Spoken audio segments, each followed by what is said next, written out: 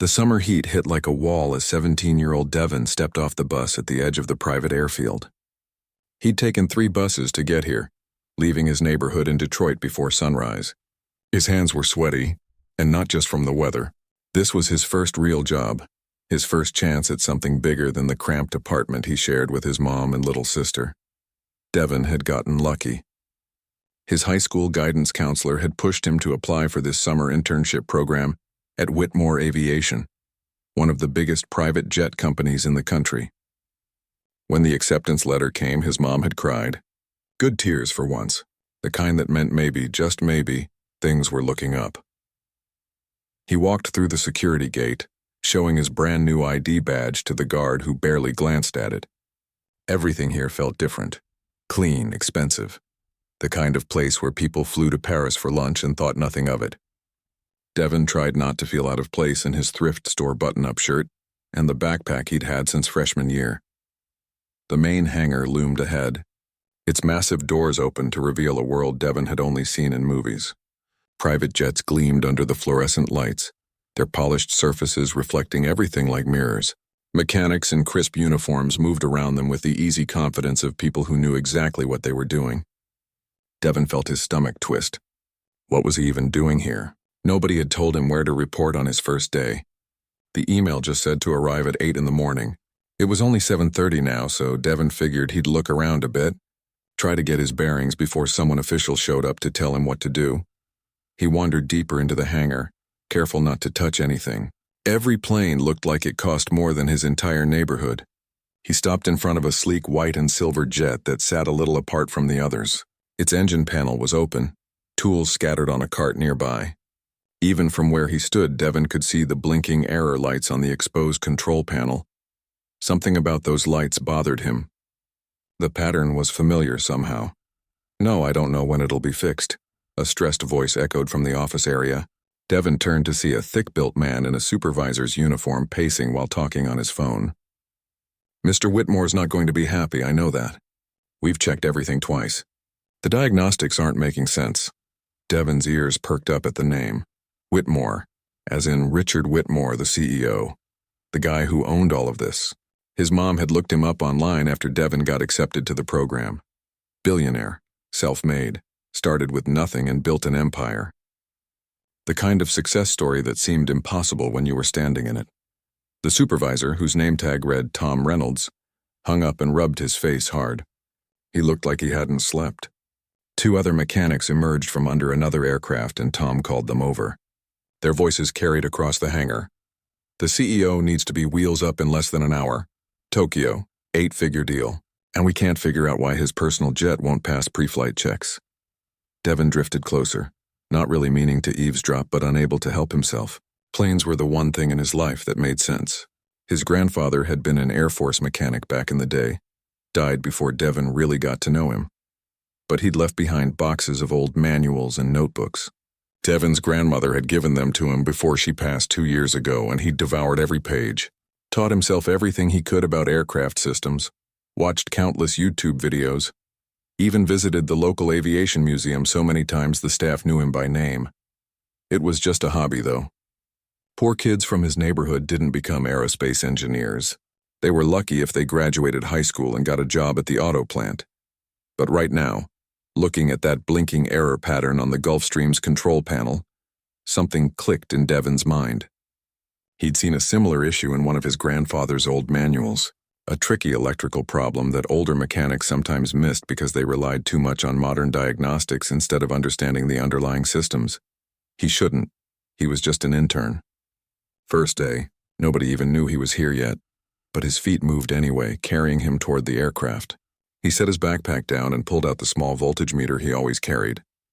His friends back home thought it was weird that he walked around with testing equipment, but Devin liked being prepared. Liked understanding how things worked.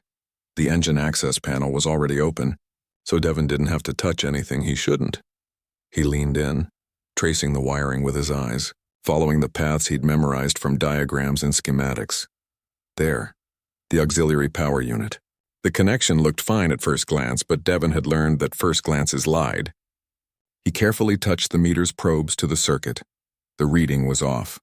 Just slightly, but enough to trigger the error cascade that was confusing the diagnostic computer. It was like the electrical equivalent of a whisper causing an avalanche. One loose connection, probably vibrated free during the last flight, creating just enough resistance to throw everything else out of whack. Devon glanced around. The mechanics were still huddled with Tom Reynolds near the office, their backs turned. His heart hammered in his chest. He could just walk away, pretend he hadn't seen anything. This wasn't his problem. But if Mr. Whitmore missed his flight because of something this simple, Devon took a breath and reached in. His grandfather's voice echoed in his memory from the notes written in the margins of those old manuals. Check the simple stuff first. Fancy computers can't replace knowing your systems inside and out. He found the loose connector, cleaned the contact points with a cloth from his backpack, and reseated it firmly. Click, the connection was solid now. Devon checked the voltage again. Perfect.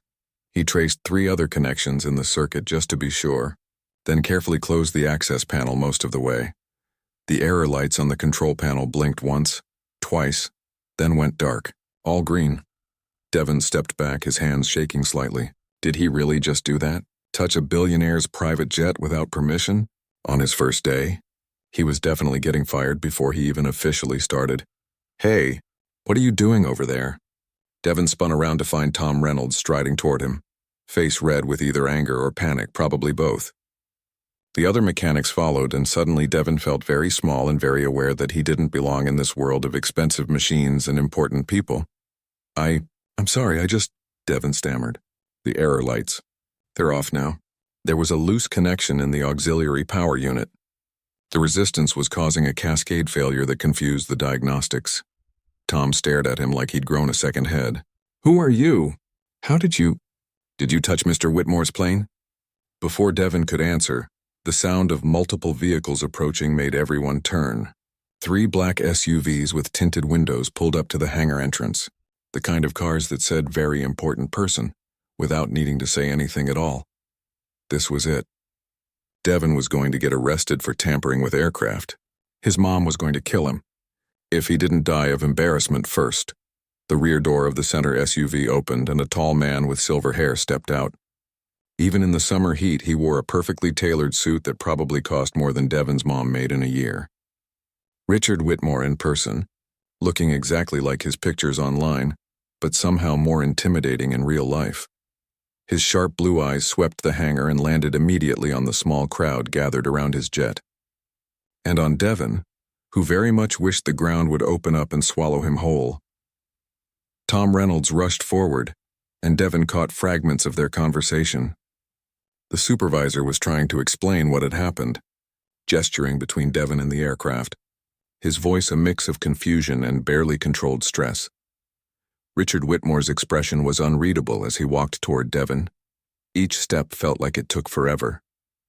The CEO stopped a few feet away, looking the teenager up and down with the kind of assessment that probably decided the fates of entire companies. You fixed my plane, Whitmore said. It wasn't quite a question.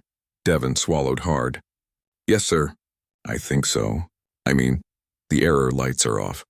There was a loose connection that was creating resistance in the circuit, which triggered a false diagnostic reading. The computer thought it was a major electrical fault, but it was really just... He was rambling. Stop rambling. I'm sorry. I shouldn't have touched anything without permission. Whitmore's eyes narrowed. How old are you? 17, sir. And you know aircraft electrical systems? I've studied them. My grandfather was an Air Force mechanic. He left me his manuals and notebooks. I've been learning everything I can since I was a kid. One of the senior mechanics, a gray-haired man with decades of experience written in the lines of his face, spoke up. Mr. Whitmore, I can verify the repair. If the kid actually fixed what we couldn't... He moved to the aircraft, checking the connections Devon had touched, running his own diagnostics. A moment later, he looked back with surprise. It's solid. The issue's completely resolved. Whitmore turned his attention back to Devon, and for the first time his expression shifted slightly. Not quite a smile, but something less intimidating. What's your name? Devon Carter, sir. Well, Devon Carter, you just saved me from missing a very important meeting. Whitmore extended his hand. Devon shook it, still half convinced this was some kind of dream. Or nightmare. The line was getting blurry. Then Whitmore's eyes dropped to Devon's chest, to the necklace that hung there on a thin silver chain. It was old, tarnished in places, but Devon wore it every day. Had worn it every day since his grandmother gave it to him. The CEO's face went completely white. His hand, still holding Devon's, started to tremble slightly. "Where did you get that necklace?" Whitmore's voice had changed completely. No longer the powerful businessman. Something raw underneath now, almost afraid. Devon looked down at the small silver pilot wings that rested against his shirt. "It was my grandfather's. He died when I was little, but my grandmother said it was one of his most important possessions. She gave it to me before she passed away." Whitmore's hand dropped. He took a step closer, staring at the necklace like he'd seen a ghost. "May I see it?" "The back of it?" Confused but not wanting to refuse, Devon unclasped the chain and carefully handed it over. Whitmore turned the wings over with shaking hands, holding them up to the light to read the tiny engraving on the back. What happened next? Nobody in that hangar would ever forget. Richard Whitmore, billionaire CEO, a man who commanded rooms full of executives and never showed weakness, stood there with tears running down his face, staring at a tarnished pair of pilot wings like they held the secrets of the universe. The hangar had gone completely silent. Even the usual background noise of machinery and distant conversation seemed to fade away. Everyone stared at Richard Whitmore, the man who never showed emotion in business meetings, the man who'd built a billion-dollar empire through sheer determination and ice-cold decisions. And here he was, crying over a teenager's necklace. Devon stood frozen, not sure what to do. Part of him wanted to reach out and take the necklace back, but something in Whitmore's expression stopped him. The CEO wasn't just looking at the wings. He was somewhere else entirely, lost in a memory that clearly meant everything to him. Tom Reynolds shifted uncomfortably. "Mr. Whitmore?" "Sir, are you all right?" Whitmore blinked, seeming to remember where he was. He wiped his eyes quickly but didn't look embarrassed about the tears. If anything, he looked like a man who'd just found something he thought was lost forever. "This engraving," Whitmore said, his voice rough with emotion. "Do you know what it says, Devon?" Devon shook his head. "Not really, sir. The letters are pretty worn down. My grandmother told me it was important, but she died before she could tell me the whole story. I just know it belonged to my grandfather, James Carter. Everyone called him Jimmy." At the name, Whitmore actually smiled through the tears. "Jimmy Carter. I can't believe it. After all these years." He held the necklace out so Devon could see the back. "It says, 'To Jimmy you saved my wings and my life. Forever grateful. R.W. 1985. Devon stared at the inscription he'd looked at 1,000 times but could never quite read. R.W. Richard Whitmore. "You knew my grandfather?" "Knew him?" Whitmore laughed, but it was the kind of laugh that comes with old pain. "Son, your grandfather saved my life, and I've spent the last 40 years trying to find him to properly say thank you." The mechanics had started to back away, sensing this was becoming something private, but Tom Reynolds gestured for them to stay and listen. This was clearly a story that needed telling. Whitmore walked over to one of the equipment carts and sat down heavily, like his legs couldn't quite hold him anymore. He still held the necklace, running his thumb over the worn silver. Devon sat down on a nearby crate, his mind spinning. 985, Whitmore began. "I was 26 years old and absolutely certain I knew everything. I'd bought my first plane, a beat-up cargo hauler, with every penny I could borrow. I was flying freight up and down the West Coast, taking any job I could get, sleeping in the plane some nights because I couldn't afford a hotel. I was building capital, see? Had this dream of starting my own aviation company. But I needed money first." Devon listened, trying to imagine the billionaire as a struggling young pilot. "I'd stop at this little airfield in California for fuel and maintenance. Tiny operation, nothing fancy. Your grandfather worked there as a civilian contractor. He'd been Air Force, knew planes inside and out. Most respected mechanic on the field, even though he was quiet about it. Never bragged, never made a fuss. Just did the work right." Whitmore's expression darkened at the memory. "One day I came in for a routine check before a big haul. I was running late, as usual, trying to pack too many jobs into too few hours. Your grandfather was assigned to inspect my plane. He found something in the hydraulic system, a manufacturing defect that the regular inspections had missed. Nothing you could see unless you really knew what to look for." "What kind of defect?" Devon asked, his mechanic's mind already curious. A microscopic crack in one of the pressure lines. Jimmy said it would probably hold for a while, but under the right conditions, wrong conditions really, it could fail catastrophically. He told me the plane wasn't safe to fly until it was replaced. Whitmore shook his head. And I lost my mind on him. The CEO looked ashamed even now, decades later. I yelled at him, called him every name I could think of, told him he was being overly cautious, that he was costing me money, that I'd have him fired. I had a delivery that night, see? Time-sensitive cargo. If I missed that window, I'd lose the contract and probably my plane along with it. I was desperate. Devin could picture it. The young, hungry pilot and his grandfather, who never backed down when it came to safety. He'd read enough of his grandpa's notes to know the man had strong principles. Jimmy didn't yell back, Whitmore continued. He just stood there and took it. Then when I was done ranting, he said something I'll never forget. He said, "Mr. Whitmore, you can call me whatever you want. You can get me fired. You can even try to move this plane yourself. But I'm not signing off on this aircraft. And I'm not moving from in front of it until that line is replaced. Because I'm not going to be the last person who saw you alive." The hangar was so quiet you could hear the wind outside. I tried to go around him.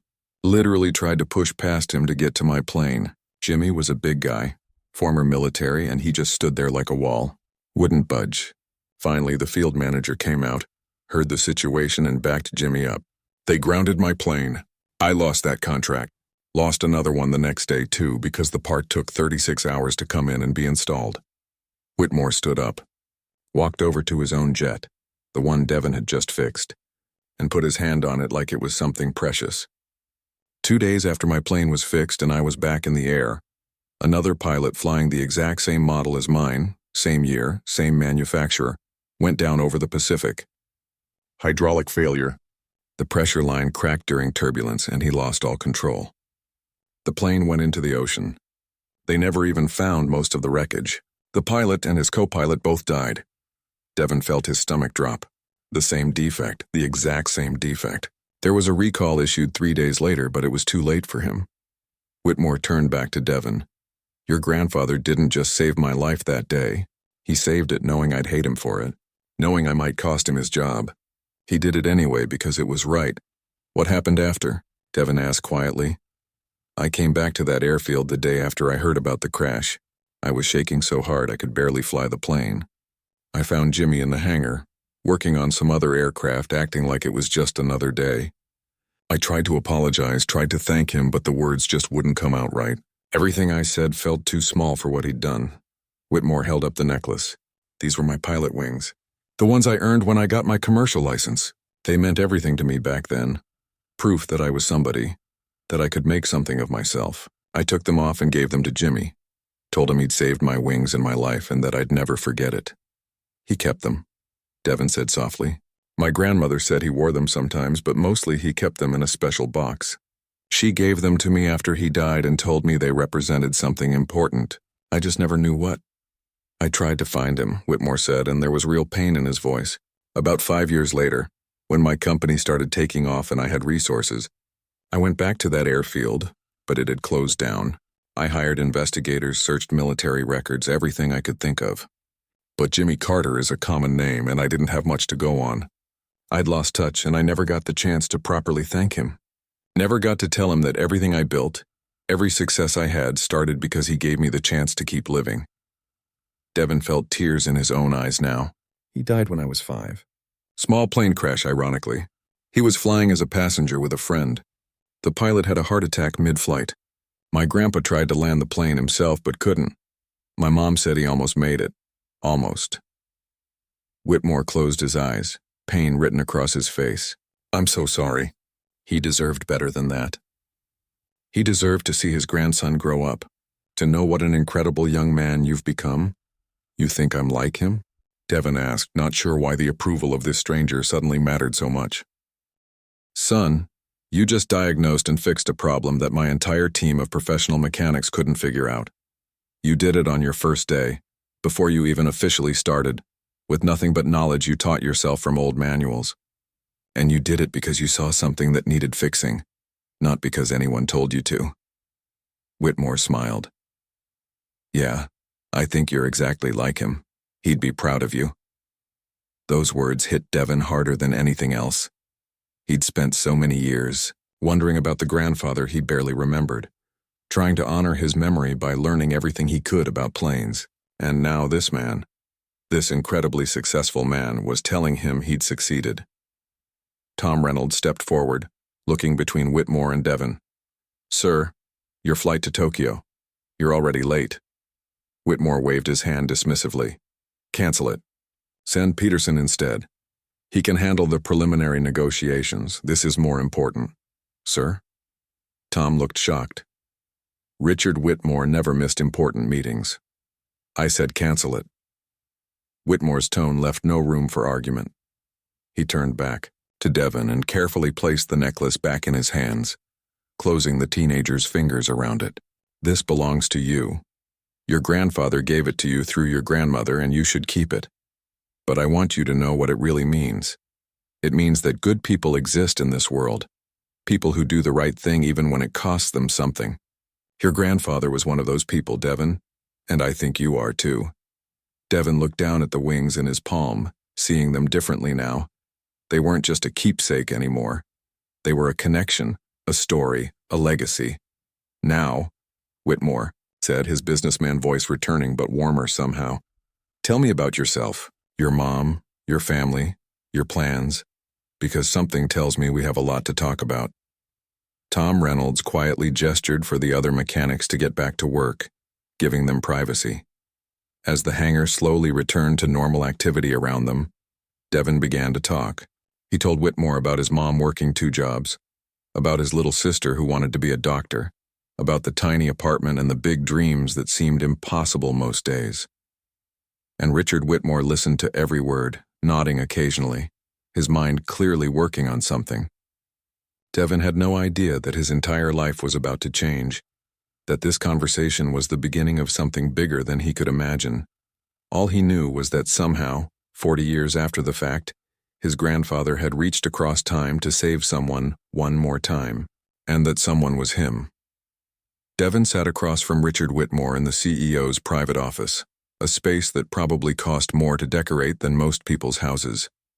Floor-to-ceiling windows overlooked the airfield, where planes took off and landed in a carefully choreographed dance.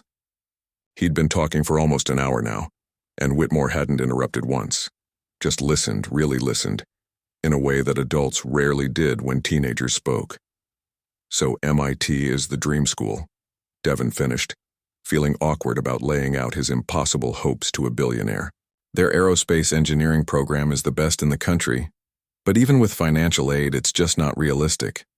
My mom makes barely enough to cover rent and food. My guidance counselor said I should look at community college, maybe transfer after 2 years if I keep my grades up." Whitmore leaned back in his chair, fingers steepled under his chin. "What does your mom do?" "She works at a call center during the day, customer service for a cable company. Then she cleans offices at night, usually until past midnight. My little sister Kiana and I barely see her except on Sundays." Devon felt guilty even saying it out loud, like he was complaining when his mom was doing her best. "And your father?" "Left when I was 3. We don't hear from him." Whitmore nodded slowly, his expression unreadable. The silence stretched out, and Devon started to wonder if he'd said too much. Shared too much. Rich people didn't want to hear about other people's problems, did they? "Devon," Whitmore finally said, "what if I told you that you're going to MIT?" Devon laughed, an awkward sound. "Sir, I appreciate the thought, but I'm not asking. I'm telling you." Whitmore stood up and walked to the window. "Your grandfather gave me my life back. Everything I have, everything I've built, exists because Jimmy Carter had the integrity to stand between me and my own stupidity.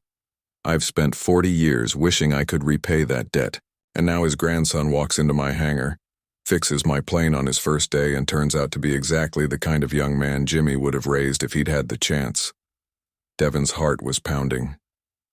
"I don't understand what you're saying." Whitmore turned to face him. "I'm saying that I'm going to establish a full scholarship in your grandfather's name, the James Carter Memorial Scholarship for Aviation Excellence, and you're going to be its first recipient." The words didn't make sense. Devon heard them, but his brain couldn't quite process what they meant. A scholarship? Full tuition, room and board, books, everything. Plus a stipend for living expenses and support for your family while you're in school. I don't want you worrying about money. I want you focused on becoming the best aerospace engineer you can be. Devin felt dizzy. Sir, I can't accept that. That's too much. I just fixed a loose connection.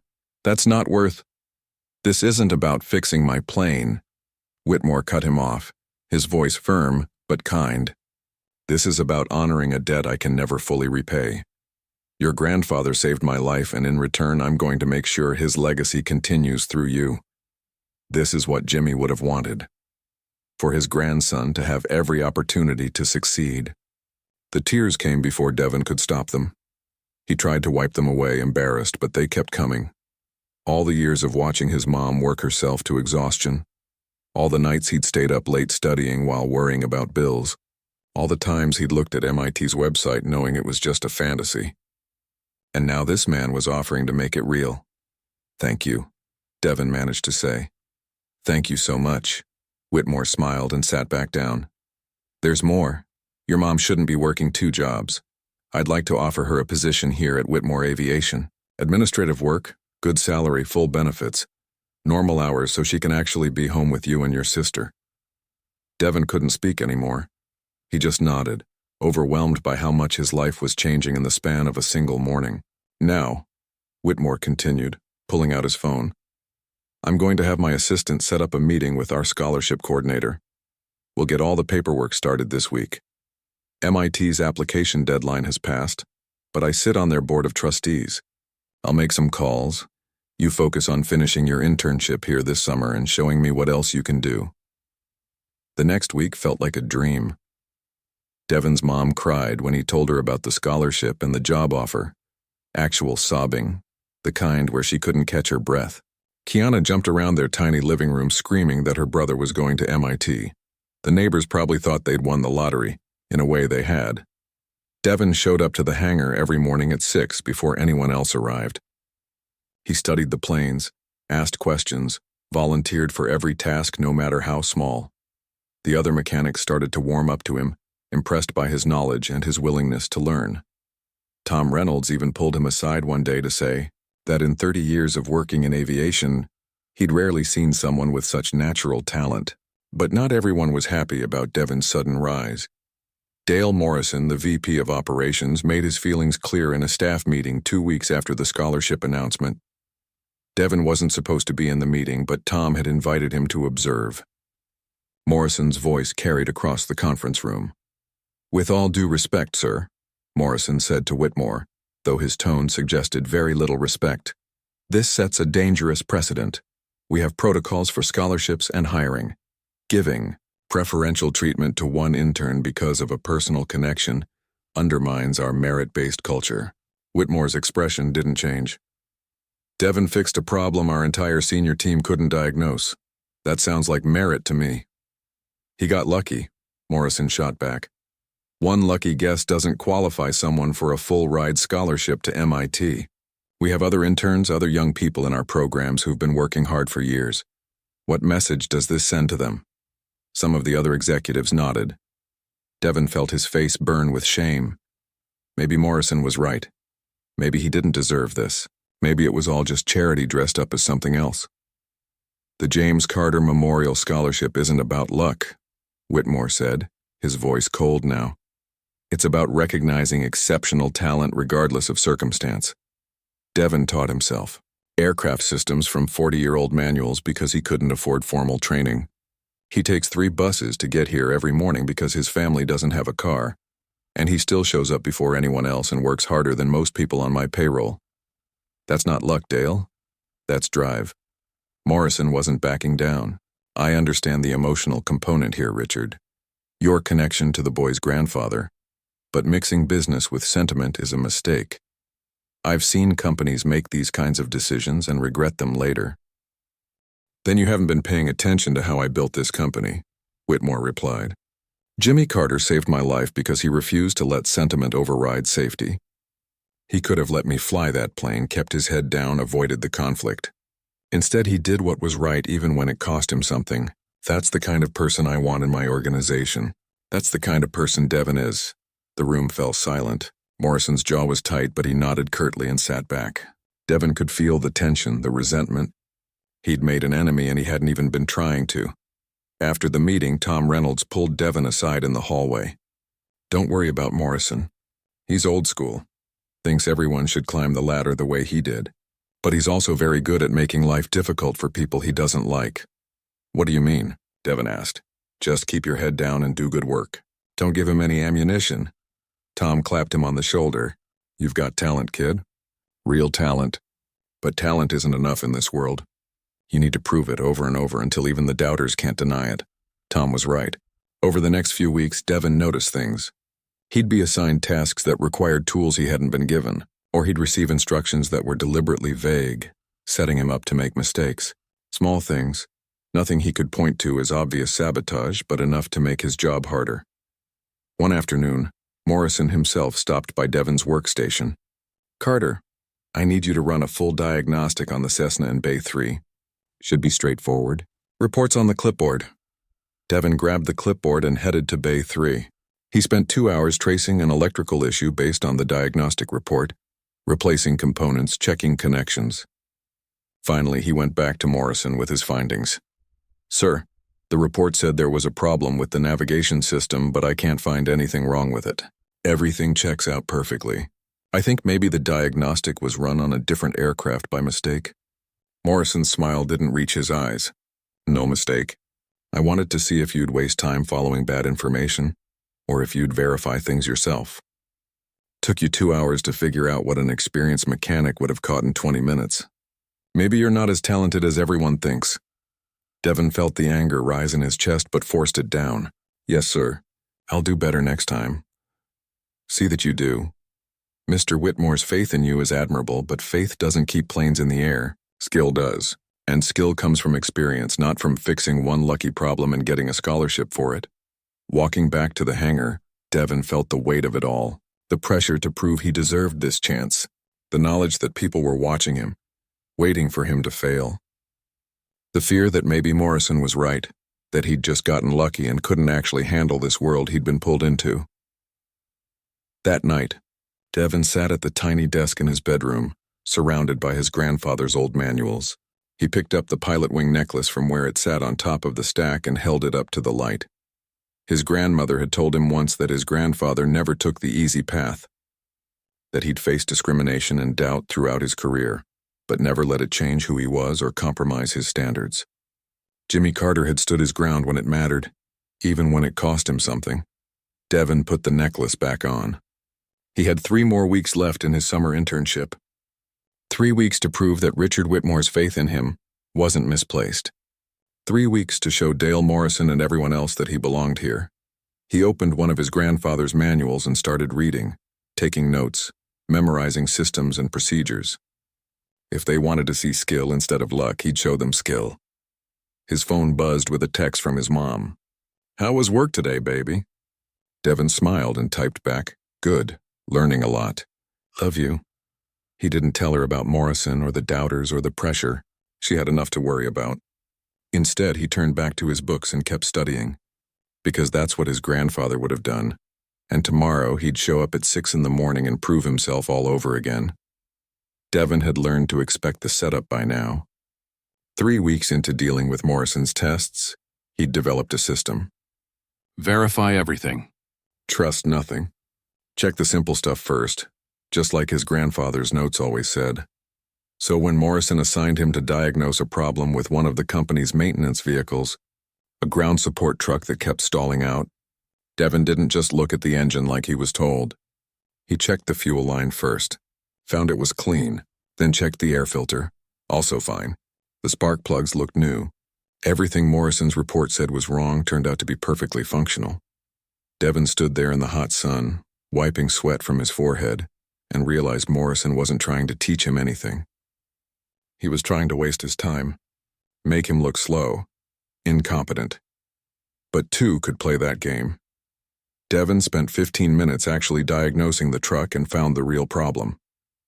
A loose battery terminal that was causing intermittent power loss. 5-minute fix. He repaired it, tested the truck and had it running smoothly. Then he documented everything, took photos, and filed a proper maintenance report with the timestamps. When Morrison came to check on his progress 3 hours later, clearly expecting to find Devon still struggling, he found the truck purring like new and Devon sitting in the shade reading one of his grandfather's manuals. "Finished already?" Morrison's tone made it clear he didn't believe it. "Yes, sir. Loose battery terminal. It's all in my report. The truck runs fine now. I also noted that the diagnostic report had incorrect information, but I've updated our system with the actual problem and solution for future reference." Morrison's face turned red, but he couldn't say anything. Devon had done everything by the book. Better than by the book, actually. He'd documented his work so thoroughly that there was no room for criticism. That was Tuesday. By Wednesday, things escalated. Devon was assigned to shadow one of the senior mechanics, Frank Chen, on a complex hydraulic system repair for a Bombardier business jet. Frank was one of the guys who'd been cool to Devon from the start. Not warm exactly, but professional. They worked in silence for most of the morning, Frank explaining the steps as they went. "This is delicate work," Frank said, carefully removing a hydraulic line. "One mistake here and you're looking at a 6-figure repair bill and a grounded aircraft for weeks. Every connection has to be perfect, every seal checked twice. No room for error." Devon watched carefully, asking questions when appropriate, taking mental notes. Frank seemed to appreciate that he wasn't trying to pretend he knew everything. Around noon, Tom Reynolds appeared with Morrison right behind him. "Frank, I need you in the office. Problem with the Patterson account. Devon can finish up here, right? You've shown him what to do?" Frank hesitated, looking between Devon and the partially disassembled hydraulic system. "He's been watching, but this is pretty advanced work for—" "The boy needs to learn sometime," Morrison interrupted. "He's supposed to be this genius mechanic, isn't he? Let's see him prove it." Tom looked uncomfortable but nodded. "Devon, you good?" What was he supposed to say? "No, I can't handle it?" That's exactly what Morrison wanted. "Yes, sir. I've got this." Frank gave him a long look, then grabbed a manual from the tool cart. "Follow the diagrams exactly. Section 12, pages 43 through 57. Don't improvise. Don't rush. Double-check every connection before you move to the next step. And if something doesn't feel right, stop and call me. I don't care if I'm in a meeting with the president himself." "Understood." After they left, Devon stood there staring at the exposed hydraulic system. His hands were sweating. This was way beyond anything he'd done before. One mistake and he could damage a multi-million-dollar aircraft. Or worse, create a safety issue that could cost someone their life. He thought about his grandfather, about the story Whitmore had told. Jimmy Carter had refused to let a plane fly because he'd spotted a defect no one else had seen. He hadn't worried about being popular or keeping someone happy. He'd done what was right, even when it was hard. Devon opened the manual Frank had left and started reading. Not just the section Frank had mentioned, but the pages before and after, too. He wanted to understand the whole system, not just the part he was fixing. Then he pulled out his phone and took photos of everything before he touched it, documenting the current state. 2 hours later, Devon was deep into the repair when he noticed something. One of the hydraulic lines had a date stamp on it that didn't match the others. It was newer, replaced more recently. He checked the maintenance logs on the clipboard. According to the records, all the lines had been replaced at the same time 6 months ago, but this one line had a date stamp from 3 weeks ago. Devon stopped working. He pulled out the manual again and cross-referenced the part number. The line was correct for this aircraft model, but something nagged at him. He grabbed his phone and did a quick search for hydraulic line recalls. Nothing came up, but when he searched for that specific part number, he found a technical bulletin from the manufacturer. His blood went cold as he read it. This particular line had a production run issue. Not a full recall, but a warning that certain batch numbers had been manufactured with seals that could fail prematurely under pressure. The bulletin recommended inspection and potential replacement. Devon checked the batch number on the line. It was one of the flagged batches. He stood there looking at the partially completed repair, his mind racing. If he finished the job the way Frank had started it, using this line, the plane would pass inspection. The problem might not show up for months, maybe longer, or it could fail mid-flight, exactly like the issue that had almost killed Richard Whitmore 40 years ago. But if he flagged this issue, it meant ordering a new part, delaying the repair, and potentially looking like he was making excuses for working slowly. Morrison would probably accuse him of trying to cover up his own incompetence by blaming the parts. Devon thought about his grandfather standing in front of Whitmore's plane, refusing to move. He pulled out his phone and called Frank's extension. Voicemail. He tried Tom Reynolds. Also voicemail. His finger hovered over Whitmore's number, which the CEO had given him for emergencies. Was this an emergency? The plane wasn't scheduled to fly until next week. He could finish the repair, document the issue, and file it through proper channels. But what if someone moved up the flight? What if the paperwork got lost? Devon made the call. Devon? Whitmore answered on the second ring. Everything okay? Sir, I'm sorry to bother you, but I've found a potential safety issue with the Bombardier in Bay 7. One of the hydraulic lines is from a flagged production batch. There's a technical bulletin recommending replacement. The plane isn't scheduled to fly for a week, but I didn't feel right completing the repair without flagging it. Silence on the other end. Devon's heart sank. He'd overreacted, made a big deal out of nothing, bothered the CEO over something he should have just put in a report. You stopped the repair? Whitmore finally asked. Yes, sir. I documented everything and, good, don't touch anything else. I'm sending Tom and Frank back down there right now. And Devon? You did exactly the right thing. 15 minutes later, the hangar was crowded. Tom, Frank, Morrison, and Whitmore all stood around the Bombardier while Frank verified Devon's findings. He pulled up the technical bulletin on his tablet, checked the batch number twice, and let out a low whistle. The kid's right. This line needs to be replaced before this bird flies again. If the seal failed at altitude... He didn't finish the sentence. Everyone knew what could happen. Morrison's face was carefully neutral. Who installed this part? Frank checked the maintenance logs. I did, 3 weeks ago. The part came from our regular supplier. I had no reason to question it. He looked at Devon with something like respect. How did you even know to check for this? My grandfather's notes, Devon said. He always wrote about double-checking manufacturer bulletins, especially on parts that seemed newer than they should be. He said the newest parts sometimes cause the biggest problems because people assume they're fine. Whitmore smiled, that same emotional expression from weeks ago. Jimmy Carter, still teaching safety lessons from beyond the grave. This is a significant catch, Tom said. This plane was scheduled for a charter flight to Dubai next Tuesday. Full passenger load. If that seal had failed over the Atlantic, he shook his head. Morrison cleared his throat. Perhaps we should review our parts inspection protocols. This shouldn't have gotten through. We should, Whitmore agreed. And I think Devon should be part of that review team. Clearly he's got an eye for detail we need to be utilizing. For the first time since Devon had met him, Morrison looked directly at him without contempt. You're absolutely certain about this technical bulletin? You're willing to stake your reputation on grounding this aircraft? Devon met his eyes. Yes, sir. I'd rather ground a plane that didn't need it than let one fly that shouldn't. That's what my grandfather would have done. Something shifted in Morrison's expression. Not quite approval, but maybe understanding. He nodded slowly. Frank, order the replacement part. Expedite shipping. I want this aircraft inspected top to bottom before it goes anywhere. Tom, pull the maintenance records for every part installed in the last 6 months. If there's one flagged component, there might be others. As the group dispersed to handle the situation, Whitmore pulled Devon aside. You know what you did today? Found a faulty part? You potentially saved lives. Just like your grandfather did for me. But more than that, you did it knowing it might make you look bad, knowing Morrison was probably hoping you'd fail. You chose safety over ego. That's the mark of a true professional. Devon felt the weight of the pilot wing necklace against his chest. I just did what felt right. That's all Jimmy ever did too. And that's why people like him, like you, are exactly who should be working in aviation. This industry doesn't need cowboys who take risks. It needs people who understand that every decision affects lives.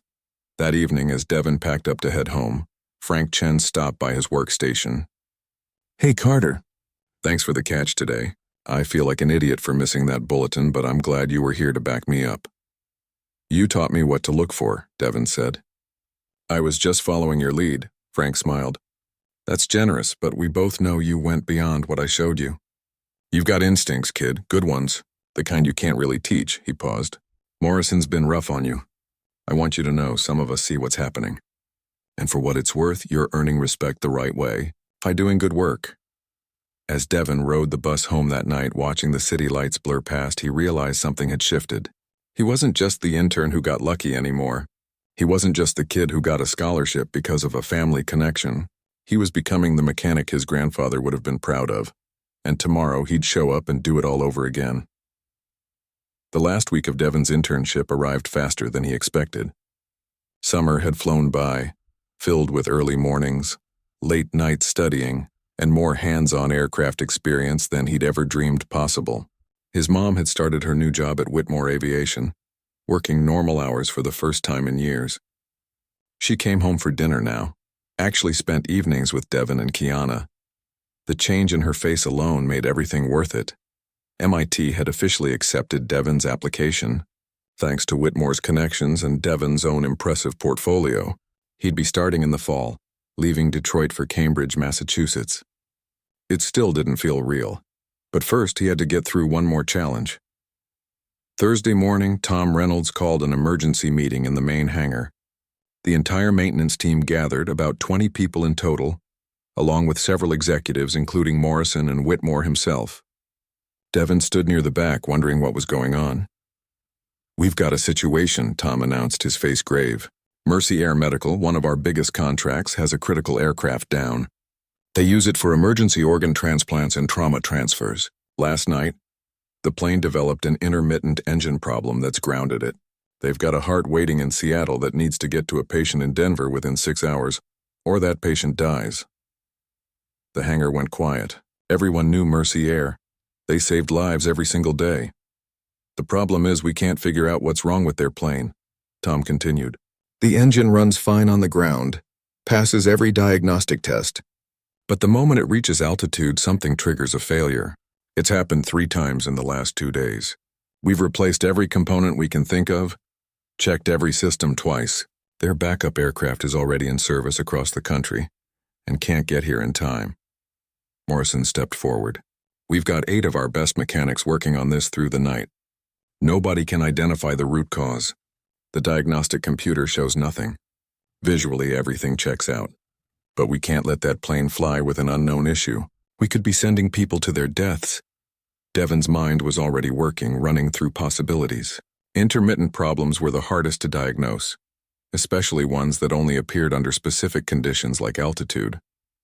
Pressure changes, temperature variations, system interactions that didn't happen on the ground. "We're out of options," Tom said. "Unless someone has a fresh idea, we're going to have to tell Mercy Air they need to find another solution, which means that patient in Denver might not get their heart." The weight of that hung in the air. Someone was going to die because they couldn't figure out a mechanical problem. Devin raised his hand before he could talk himself out of it. Every eye in the hangar turned to him. He felt his face flush but forced himself to speak. "What kind of engine failure? What exactly happens at altitude?" One of the senior mechanics, Rodriguez, answered. "Loss of power. Not complete failure, but significant drop in performance. Enough that the pilot has to abort and return to ground level. Once they descend, everything normalizes. And you've checked the fuel system?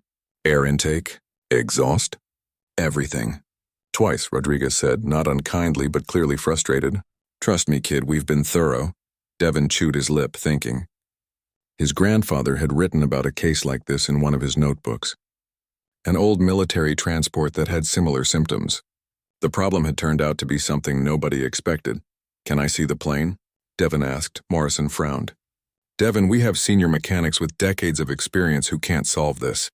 I appreciate your enthusiasm, but..." "Let him look," Whitmore interrupted. "We're out of options anyway. What's it going to hurt?" Tom nodded and led Devin to the hangar where the medical aircraft sat. It was smaller than the luxury jets Devin had been working on, built for function over comfort. The cabin was set up with medical equipment, a flying emergency room. Devin walked around it slowly, looking at everything. The mechanics had done good work. Every panel they'd opened was properly secured. Every replacement part was correctly installed. The diagnostic readouts showed green across the board. Devin climbed up to examine the engine more closely. He pulled out his phone and opened the photos he'd taken of his grandfather's notebooks, scrolling to the case he remembered. The old military transport. The intermittent altitude-related power loss. His grandfather had written, "Sometimes the problem isn't in the system you're looking at. It's in how two systems interact under stress. Think about what changes at altitude that doesn't change on the ground: pressure, temperature." But everyone had already checked those systems. What else changed at altitude? Devon's eyes drifted to the environmental control system, the one that managed cabin pressure and temperature. It ran off the same engine that was having problems. At altitude, it would be working much harder than on the ground, drawing more power, creating more heat. He traced the routing of the environmental system's power supply with his eyes, following it back toward the engine, and there, tucked behind a bracket where it would be almost impossible to see without knowing exactly where to look, he spotted something. The power cable for the environmental control system ran right next to the engine control unit's wiring harness. Not touching, but close. Really close. And the cable sleeve showed signs of heat damage, probably from the engine running hot during those aborted altitude climbs. Devon grabbed a flashlight and looked closer. The insulation on the environmental control cable was degraded, brittle. At ground level, with everything cool and no pressure on the systems, it was fine. But at altitude, with the environmental system pulling maximum power and generating heat, the damaged cable was probably creating electromagnetic interference that affected the nearby engine control wiring. It was such a specific, unusual interaction that the diagnostic computer would never catch it. It wasn't a failed component. It was two working systems interfering with each other in a way they weren't supposed to. "Tom," Devon called out, "I think I found something." 20 minutes later, the entire team stood around as Devon explained his theory. Rodriguez listened, then climbed up to verify what Devon had spotted. When he came back down, he was shaking his head in disbelief. "The kid's right. I would never have thought to look there. That cable routing is technically within spec. But with the heat damage, it's creating interference. We reroute that cable, replace the damaged section, and it should solve the problem." "Should?" Morrison questioned. "We need certainty. That plane needs to fly in less than 4 hours." "It's the only explanation that fits all the symptoms," Devon said, his confidence growing. "And it matches a case my grandfather documented with a military aircraft in 1978. Same symptoms, same root cause. Different aircraft, but the same principle." Whitmore smiled. "Jimmy Carter teaching us lessons again." Tom made a decision. "Rodriguez, Jenkins, get on this immediately.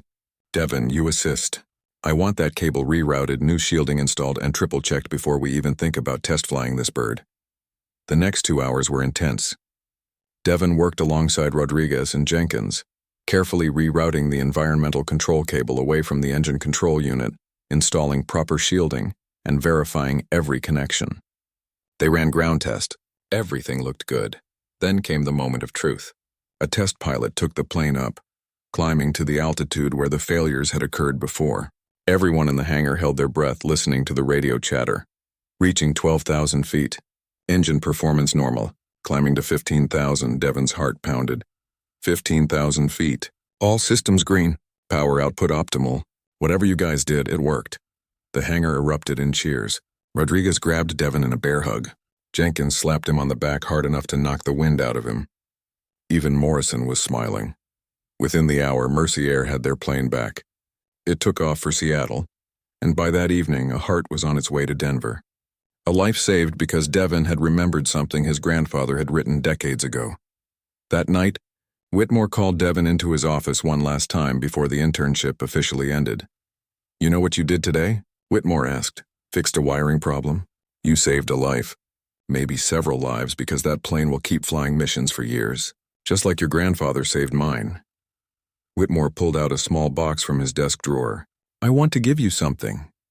Inside the box was a pair of silver pilot wings, nearly identical to the ones Devon wore around his neck. But these were new, polished, engraved with fresh lettering. "Those are my new wings," Whitmore said. "I had them made. The inscription says, 'To Devon, you carry your grandfather's legacy forward. Proud to know you both. RW 2025. I want you to have them, not to replace Jimmy's wings, but to go alongside them. One pair from the past, one pair for the future." Devon felt tears sting his eyes. "Sir, I don't know what to say. Say you'll keep doing what you're doing. Keep learning. Keep questioning. Keep putting safety and integrity above everything else. The world needs more people like you and your grandfather." Whitmore stood and extended his hand. You start MIT in 6 weeks. Work hard, but remember why you're there. Not just to build a career, but to honor the man who started all of this by standing between me and a bad decision 40 years ago. Devin shook his hand firmly. I won't let you down. I won't let him down. You already haven't. 5 years later, Devin stood in MIT's graduation hall wearing both pairs of silver wings under his cap and gown. His mom and Kiana sat in the front row beaming with pride. Richard Whitmore sat next to them, having flown in personally for the ceremony. Devin had graduated top of his class in aerospace engineering. He'd already published 2 papers on aircraft safety systems, including a new diagnostic approach for detecting electromagnetic interference between aircraft systems. It was being adopted by manufacturers around the world. After graduation, he'd be returning to Whitmore Aviation, not as an intern or even a junior engineer, but as the lead designer on a new safety initiative, the James Carter Memorial Safety Program, dedicated to preventing the kinds of accidents that had taken his grandfather's life. That evening, at a small celebration dinner, Whitmore raised his glass. To Jimmy Carter, who taught us that integrity matters more than convenience, and to Devin Carter, who proves every day that his grandfather's lessons still save lives. Devin touched the 2 pairs of wings at his chest and smiled. His grandfather had saved a struggling pilot's life in 1985. That pilot had gone on to build an empire, and 40 years later, saved that pilot's grandson when he needed it most. And now Devin was using everything they'd both taught him to save lives of his own. The circle was complete, but the legacy was just beginning. On the wall of Whitmore Aviation's main hangar, mounted in a place of honor where every employee and visitor could see it, hung a bronze plaque. It read, "In memory of James Jimmy Carter, 9/54/2010, aircraft mechanic, U.S. Air Force. A man who understood that safety isn't negotiable, integrity isn't optional, and one person standing firm can change the course of lives. His legacy continues through every life we save, every flight we make safe, and every person we inspire to do what's right even when it's hard." Below the words were mounted 3 sets of wings, Jimmy's original pair that had started it all, the pair Whitmore had given Devin, and a 3rd pair added by Devin himself with an inscription that read, "For the next generation. Keep them flying safe." The story of a necklace, a debt repaid across decades, and a teenager who proved that talent and integrity transcend circumstances had become legend at Whitmore Aviation. New employees heard it during orientation. Mechanics referenced it when facing tough decisions. And somewhere in Detroit, a kid from another struggling family would get their chance at an internship next summer, funded by a scholarship that bore the name of a man who'd stood between someone and their own bad judgment, and changed the future in ways he never lived to see. But Jimmy Carter's legacy lived on, in his grandson, in the lives saved, and in the simple truth that doing what's right matters more than doing what's easy. And sometimes, if you're really lucky, a 40-year-old debt comes back around to save you when you need it most.